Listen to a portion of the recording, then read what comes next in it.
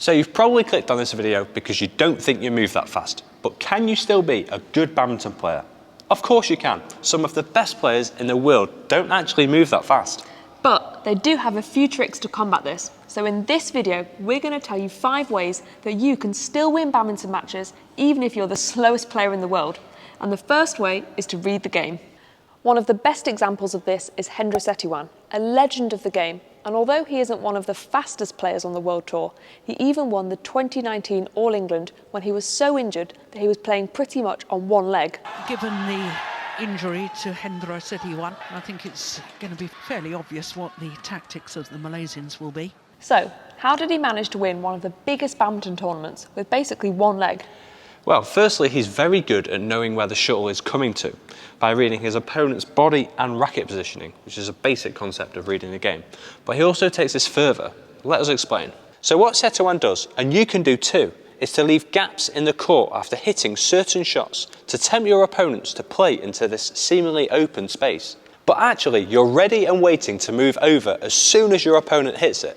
So to show this again, as you can see here, I'm waiting on my backhand side and leaving a big gap on the forehand, but that's the shot I'm actually looking for. Now you might be thinking, what if they hit into the space where I've just moved from? That's fine. This is where your partner comes into play, because you've just made a clear and decisive move, so they know they need to cover this area on the court, like you can see here. There's also 2 important things to mention here.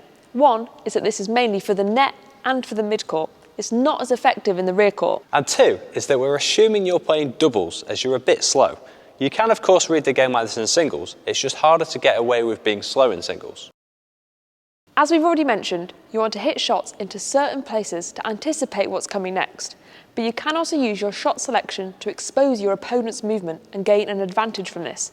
And this is the second trick, which can be used in both singles and doubles. Now just think for a second. What do you do when you play someone that has a dodgy knee and can't move? You play clears right to the back and also drop shots to make them move as much as possible, right? Exactly. So what shots can you do to avoid this happening to you? Well, one shot is a block, and then you move forwards to the net, leaving the rear court for your hopefully faster partner.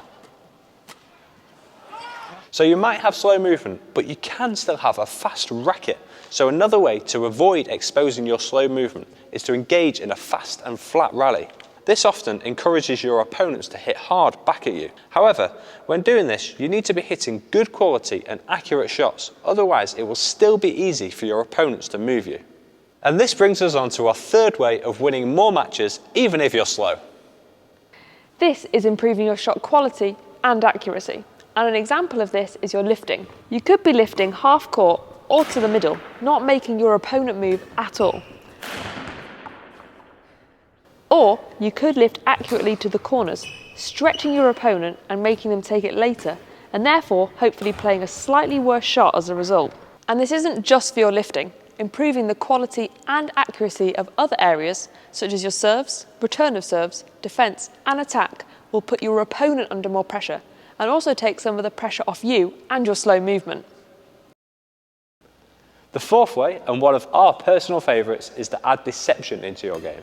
Even if you're taking the shuttle really late because you're slow, you can use deception so that your opponent still doesn't know where you're going to hit it. Then it doesn't matter too much if you're taking it really late because you still have some control of the rally. Okay, so we've shown you 4 ways that you can still win matches even if you're slow.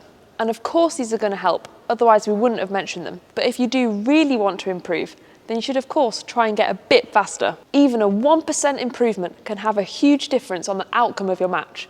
So here are a couple of simple ideas to include in your training. Fast feet, where you can do a variety of exercises. And some simple movement drills like this to help increase your efficiency and speed. But before working on your footwork efficiency and speed, it's really important that you get the technique right. So if you're not quite sure about what correct footwork looks like, or you just want a few extra tips, then click this video here. And as always, if you've enjoyed this video, please give it a like, smash the subscribe button if you haven't already, and share this video with a friend who's also slow. Maybe I'll send it to you. Hey, I'm See you working next on week. it.